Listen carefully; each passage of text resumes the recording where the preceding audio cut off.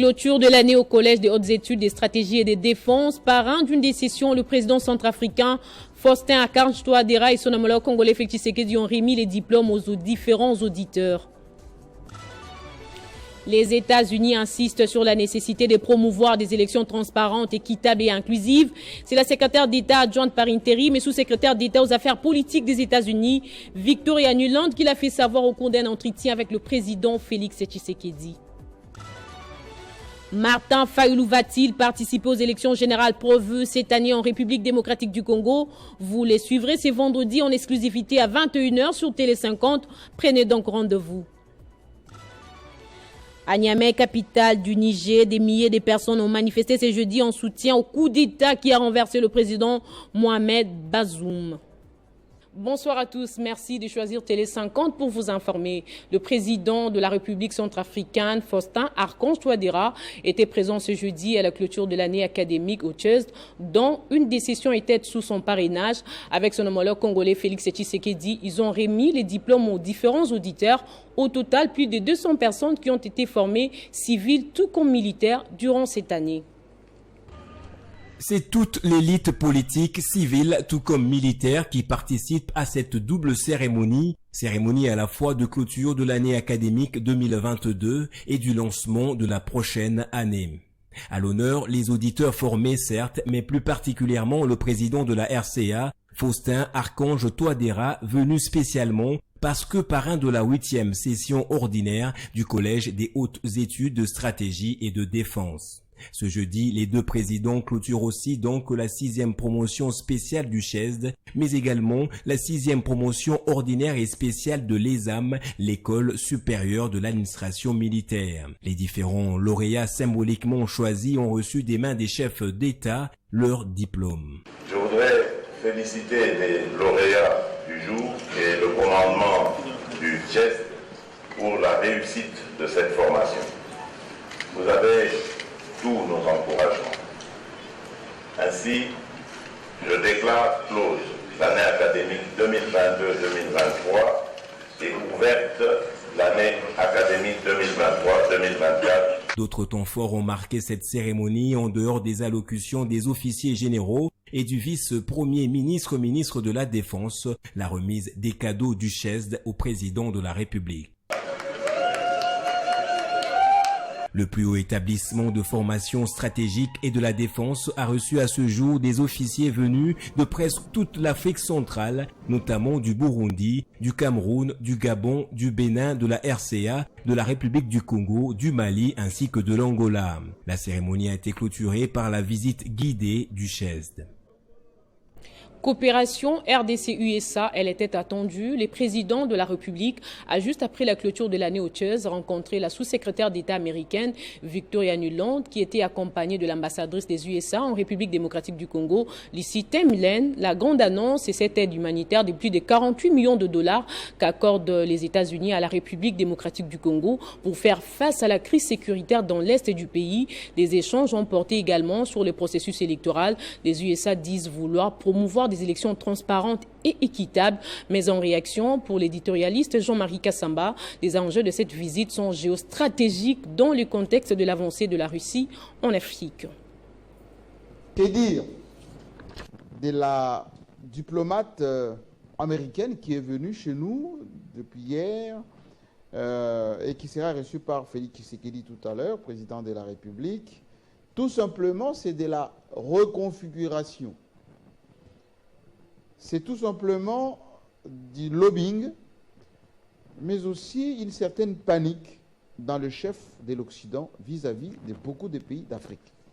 Vous savez qu'il y a eu une forte pression sur notre pays lorsqu'il y a eu le sommet russe-Afrique. Normalement, le président de la République devait y être. Les équipes d'avance étaient déjà parties, il avait tout préparé. Il fallait même d'ailleurs faire un saut à Kiev et puis aller plus à Saint-Pétersbourg. Il a renoncé et il a préféré déléguer Jean-Pierre Bemba, qui n'a pas été très actif, ça il faut le dire, là-bas en Russie. Mais il y a une espèce de panique dans le chef de l'Occident par rapport à la République démocratique du Congo. Parce qu'effectivement, nous sommes un pays géostratégiquement très important. Le basculement de la RDC dans le camp, on va dire, soit 100% chinois, soit 100% russe, ou aller tout simplement dans le BRICS, ça va redéfinir la carte du monde. Pourquoi? Parce que les matières premières que nous avons ici conditionnent la transition économique, la richesse du monde, mais aussi le contrôle mondial. Nous ne sommes pas la République centrafricaine. Vous voyez qu'avec un peu de diamant, un peu d'or, la France est en train de paniquer par rapport à la République centrafricaine parce que quand Wagner est arrivé, on a poussé la France dehors. Nous ne sommes pas non plus le Mali. Même Martin Fayulu va-t-il participer aux élections générales de décembre 2023? Le candidat malheureux à la présidentielle de 2018 s'est dit prêt à condition que la Commission électorale nationale indépendante prenne en compte toutes les revendications relevées, parmi lesquelles l'audit du fichier électoral par une institution internationale crédible, l'enrôlement des électeurs dans les territoires de Rutshuru et Massissi, mais aussi et d'abord la question de la Cour constitutionnelle. Vous les suivrez dans une émission exclusive ce vendredi à partir des 21h. Vous dites que candidat à la présidentielle de 2023 et en même temps vous dites qu'il n'est pas partant. Je suis partant. Il n'y a pas de boycott. Je suis candidat à la présidentielle de 2023, mais aux élections crédibles, c'est-à-dire transparentes, impartiales, inclusives et apaisées. Je ne suis pas candidat pour aller accompagner M. Félix Tshisekedi. Nous avons été candidats en 2018. Les Congolais nous ont fait confiance. Ils nous ont élus massivement, 62,11%, vous le savez. Il y avait des enfants qui avaient 13, 14, 15, 16, 17 ans qui, demain, vont voter. Et ces enfants ont encore en tête les noms de Martin Fayulu. Je ne peux pas décevoir tous ces Congolais, toutes ces Congolaises. Et moi et mes collègues de l'AMOCA, nous avons décidé de ne pas déposer nos candidatures à tous les niveaux simplement pour réclamer la transparence.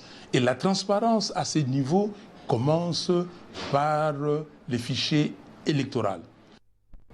En parlant des élections prévues en décembre prochain, Matata Ponyo, candidat à la présidentielle, a présenté hier mercredi à Kindu son programme intitulé « Renouer avec notre destin des grandeurs ». Il compte prioriser, une fois élu, la défense nationale, le rétablissement de la paix et la sécurité intérieure. Les développements de la République démocratique du Congo nécessitent une vision ambitieuse et une action résolue. C'est en ces termes que Matata Ponyo a lancé son programme de société intitulé « Renouer avec notre destin des grandeurs ». Le candidat Matata Ponyo repose sur 4 priorités stratégiques essentielles, à savoir la défense, la paix et la sécurité intérieure comme urgence absolue, un plan d'urgence infrastructurel pour l'investissement et la croissance, renouer avec les destins industriels de la RDC, réformer et bâtir un État stratège pour le bien des Congolais. Je vous présente un programme économique pour 5 ans en tant que candidat président de la République. Mais pour que vous puissiez me croire, ayant bénéficié d'un privilège de diriger un gouvernement pendant 5 ans, comme Premier ministre, comme chef du gouvernement, je vous promets d'aller au-delà de ce que j'ai réalisé. Pour financer ces différentes initiatives, Matata Ponyo a évalué au cours des 5 prochaines années un budget total de 90,9 milliards de dollars américains, soit un budget annuel moyen de 18,2 milliards de dollars américains. Et le financement du développement nécessitera une gestion budgétaire rigoureuse et une lutte intransigeante contre la corruption pour garantir que chaque franc congolais du trésor public soit efficacement utilisé au profit de l'intérêt général.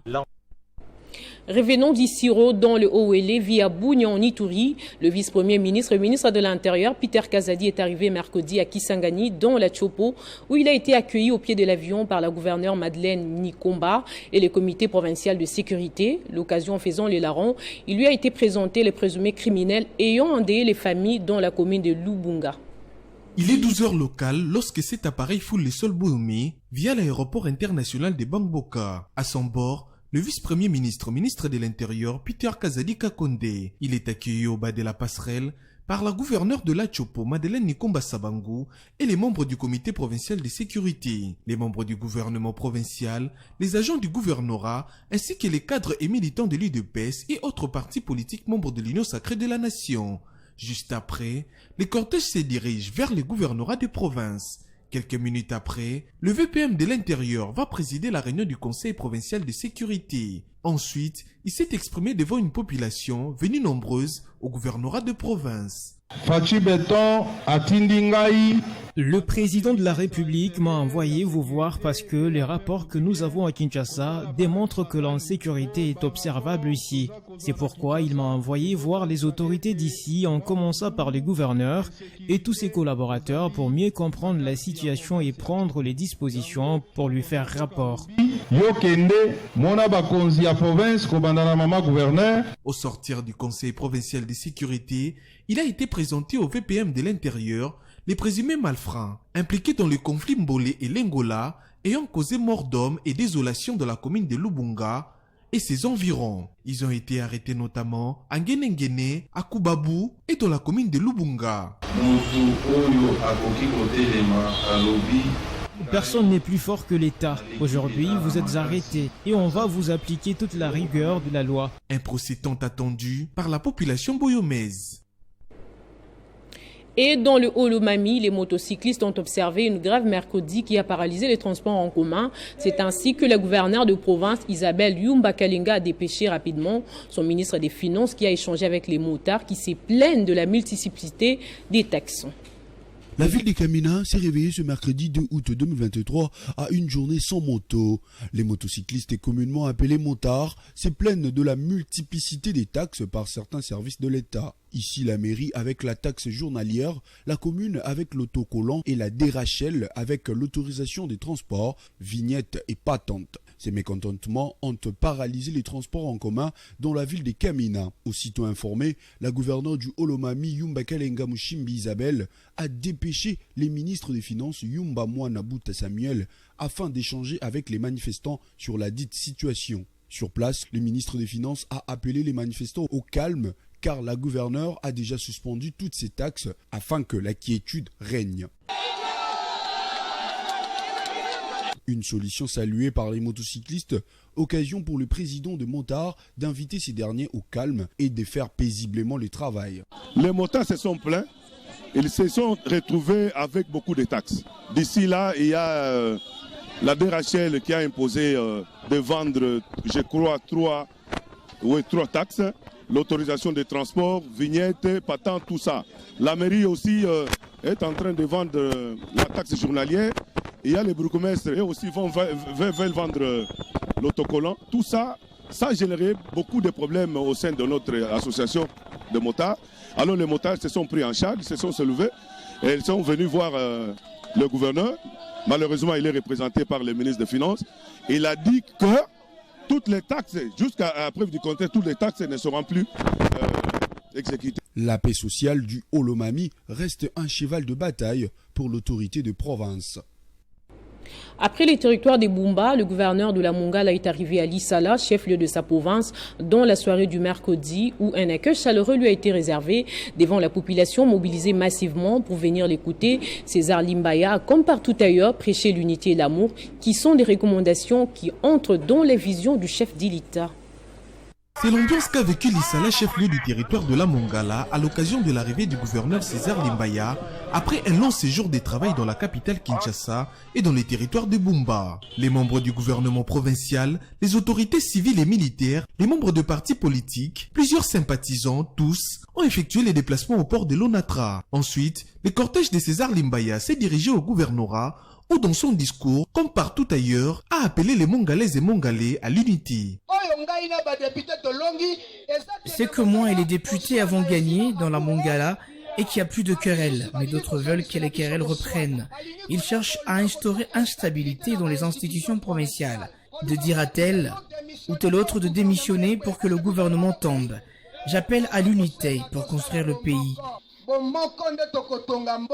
Le numéro 1 de la province de la Mongala a exhorté la population à faire front commun contre tous ceux qui combattent la vision du chef de l'État en répandant des discours de haine et de division. Tata mokonzi wa ekolo Félix Antoine Tshisekedi Tshilombo azana posa ke akoba nando kosala. Le chef de l'État a besoin de continuer à matérialiser sa vision pour le Congo. Et c'est comme ça qu'il a besoin de tout le monde. Comme nous allons aux élections, nous refusons des discours de haine, nous refusons des discours d'insultes et de séparation, ayant tous un discours rassembleur. César Limbaya a également répondu aux préoccupations des Lissoises et Lissois sur l'exécution des travaux du programme de développement local des 145 territoires. Dans une déclaration faite mercredi, le chef coutumier réuni au sein de l'Alliance nationale des autorités traditionnelles du Congo ont déclaré leur total soutien au chef de l'exécutif provincial, Jacques Kabula Katoué. Ceci fait suite au non-respect qui s'observe ces derniers temps à l'endroit de l'autorité provinciale, disent-ils. Nous, grands chefs traditionnels dans le Haut-Katanga, réunis au sein de l'Alliance nationale des autorités traditionnelles du Congo, en ATC ainsi, observons avec regret et indignation de constater ces derniers temps le non-respect envers l'autorité provinciale en place à la personne de notre digne fils et gouverneur de province, Jacques Kabula Katoué Wandani.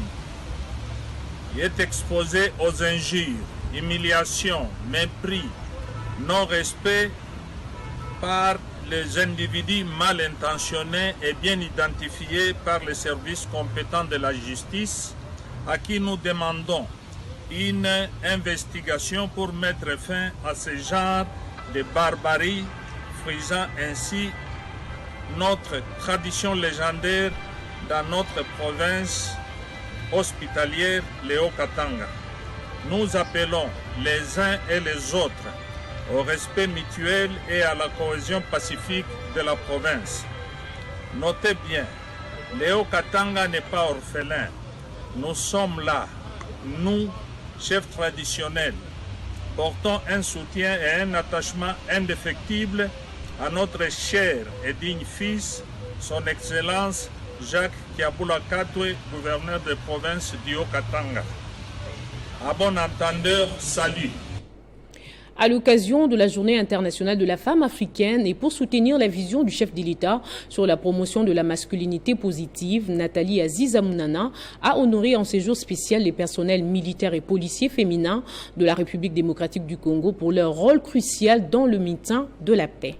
Journée internationale de la femme africaine chaque année le 31 juillet. Pour l'année 2023, en ses 61e anniversaire, la journée a été grandement célébrée par la Fondation Calixte Mounana, qui a réuni des milliers de femmes au chapiteau de Pullman, Grand Caravia Hôtel à Lubumbashi, afin d'honorer comme il se doit la femme africaine. La visionnaire et présidente de la Fondation Calixte Mounana, Nathalie Aziza Mounana, a pour cette année choisi d'honorer particulièrement la femme militaire, la femme policière, mais aussi les veuves de policiers et militaires, un choix qui se justifie au moment où la RDC milite pour le rétablissement de la paix sur l'ensemble de son territoire. Dans son mot des circonstances, Nathalie Aziza Mounana a expliqué les fondements du choix porté sur les personnes militaires féminins qui s'inscrit dans la logique du commandant suprême Félix Antoine Tshisekedi Tshilombo qui avait été sacré champion de la masculinité positive par ses pairs. Je suis heureuse en ce jour spécial du 31 juillet 2023, Journée internationale de la femme africaine. Je me fais le devoir de saluer les paroles prononcé par le président de la République, le commandant suprême, son Excellence Félix Antoine Tshisekedi Tshilombo, chef de l'État. Les champions de la masculinité positive de la conférence internationale sur les violences basées sur le genre, lors de son discours où le champion de la masculinité positive a souligné son attachement à la lutte contre les discriminations et les violences faites aux femmes et aux filles. Je cite, « De se faire du Congo et de l'Afrique en général un espace où les droits des femmes sont autant respectés que les droits des hommes. » À ces sujets, les bénéficiaires de cette activité ont loué l'initiative de la Fondation Calixte Mounana qui les a honorés en ses 61e anniversaire de la Journée internationale de la femme africaine. Les représentantes des femmes militaires et des femmes policières ont tenu à reconnaître et à saluer la considération que l'ambassadrice universelle de la paix et dignitaire d'État, Nathalie Aziza Mounana, leur a toujours accordée. Nous reconnaissons à ce titre l'accompagnement social de la Fondation Khalid Mounana, notre partenaire, il y a de cela 3 décennies. Est-ce que nous pouvons acclamer pour ces partenaires que la raison sociale de la Fondation Khalid Mounana est celle de s'occuper des veuves, des orphelins, des personnes vivant avec handicap ou vivant avec VIH-Sida. Nous adressons nos remerciements à Madame honorable et présidente de la Fondation Khalid Mounana pour la considération et le poids qu'elle a accordé à nous, PMF. La Fondation Khalid Mounana s'occupe de la veuve militaire pour qui son mari est tombé au front. Elle ne cesse aussi d'accompagner l'enfant orphelin du militaire dans sa scolarisation. Elle trouve ici l'expression de notre profonde gratitude. De l'utile à l'agréable, toutes les participantes ont reçu de panne, symbole de la femme africaine, avant le partage d'un cocktail dînatoire, le tout dans une atmosphère festive. Le président du Sénat, le professeur Modeste Bahati Lukwebo, a reçu mercredi en son bureau le jeune joueur de l'école de football de Walungu qui vient de remporter les championnats nationaux de moins de 17 ans organisés à Kinshasa en marge de jeux de la francophonie qui se tiennent dans la capitale congolaise. Il les a félicités et exhortés à ne pas négliger les études. Ces jeunes du Sud Kivu sont venus présenter au président du Sénat, élu Edine fils de cette province, Modeste Bahati Lukwebo, les trophées qu'ils ont remportés au championnat national de moins de 17 ans. Après les avoir vivement félicités et encouragés pour cet exploit sportif, Modeste Bahati Lukwebo les a aussi exhortés à ne pas négliger les études. C'est une grande fierté que Walungu, au Sud Kivu, la jeunesse de ce coin-là, puisse aujourd'hui porter l'étendard de toute la République démocratique du Congo. Mais je leur ai prodigué aussi quelques conseils en disant qu'ils ne doivent pas oublier l'essentiel dans leur vie, c'est d'étudier. Très attaché au bon encadrement de la jeunesse, Modeste Bahati Lukwebo a donné une contribution financière consistante pour permettre à cette jeune équipe de football de s'organiser davantage. Signalons que les championnats remportés par l'Ecofoot de Walungu en étaient à sa 4e édition et s'est clôturé le lundi 31 juillet. L'Ecofoot Walungu, qui représentait la province du Sud Kivu, a battu en finale l'équipe des Trakam du Congo central au terme de l'épreuve des tirs au but, soit 5 tirs contre 4. À l'issue du temps réglementaire, les deux équipes étaient à égalité des 0 buts partout. Et c'est vraiment un sentiment de satisfaction, un sentiment de joie et de voir que notre papa nous a accueillis et nous sommes tellement fiers de lui. Nous ne pouvons que les remercier et demander au bon Dieu de les bénir et les protéger le plus longtemps possible. Pour rappel, la 3e édition de ces tournois avait été remportée par Big Bass de Fizi, une autre formation de la province du Sud Kivu. Direction la province du Tanganyika où plusieurs partis politiques membres de l'Union sacrée de la nation se sont réunis pour adresser leurs remerciements à l'endroit du chef de l'État, Félix Tshisekedi, pour la nomination de l'un de leurs, Christian Kitungwa Muteba. Les Tanganyika s'est réjoui à cœur ouvert et promet d'adhérer à la vision du président de la République. Images et commentaires. Christian Kitunga Muteba, secrétaire exécutif provincial de l'Union sacrée au Tanganyika, désormais membre du conseil d'administration de l'entreprise du portefeuille dénommée Kobil SA, a été nommé par ordonnance présidentielle le mardi 1er août sur les antennes de la radio-télévision nationale congolaise. C'est ainsi que le parti politique membre de l'Union sacrée traduisent leur sentiment de satisfaction à l'endroit du chef de l'État, Félix Tshisekedi, pour cette confiance méritée, placée et sémée sur une bonne terre.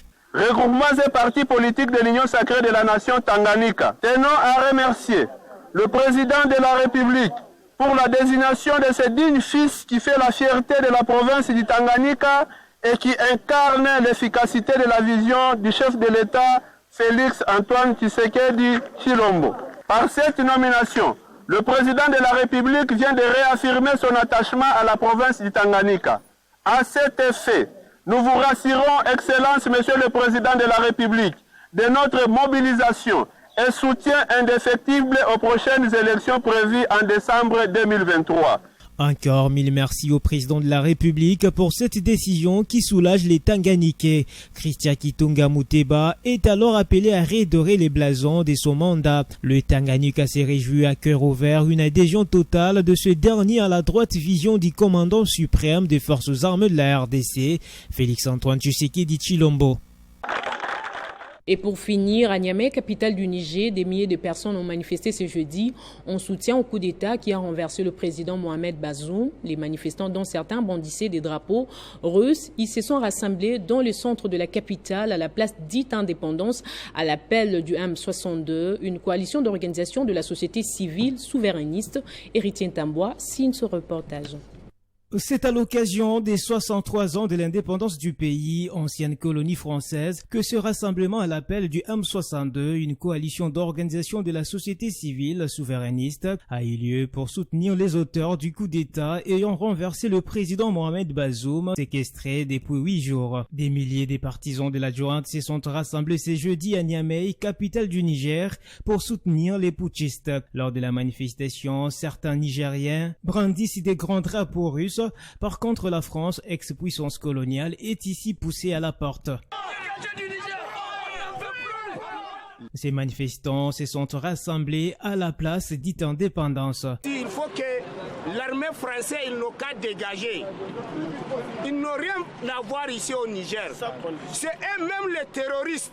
Cette marche a pour but de venir dire ensemble que nous rejetons les sanctions de la CEDEAO et appeler tous les Nigériens à la résilience, à s'entraider, à cultiver encore plus aujourd'hui, plus que jamais, l'esprit de fraternité. Pour rappel, dimanche, une manifestation avait également eu lieu toujours à Niamey, devant l'ambassade française.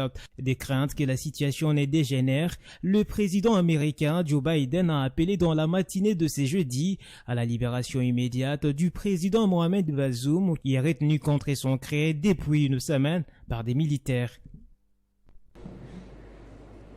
Ce journal est terminé. Place au rappel des titres. Clôture de l'année au Collège des hautes études des stratégies et des défenses. Parrain d'une décision, le président centrafricain Faustin Archange Touadéra et son homologue congolais Félix Tshisekedi ont remis les diplômes aux différents auditeurs. Les États-Unis insistent sur la nécessité de promouvoir des élections transparentes, équitables et inclusives. C'est la secrétaire d'État adjointe par intérim et sous-secrétaire d'État aux affaires politiques des États-Unis, Victoria Nuland, qui l'a fait savoir au cours d'un entretien avec le président Félix Tshisekedi. Martin Fayulu va-t-il participer aux élections générales prévues cette année en République démocratique du Congo? Vous les suivrez ce vendredi en exclusivité à 21h sur Télé 50. Prenez donc rendez-vous. À Niamey, capitale du Niger, des milliers de personnes ont manifesté ce jeudi en soutien au coup d'État qui a renversé le président Mohamed Bazoum.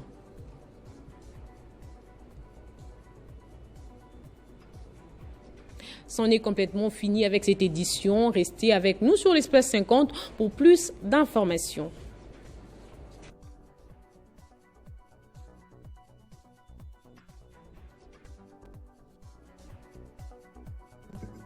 Retrouvez toute l'actualité en continu sur www.tele50.cd.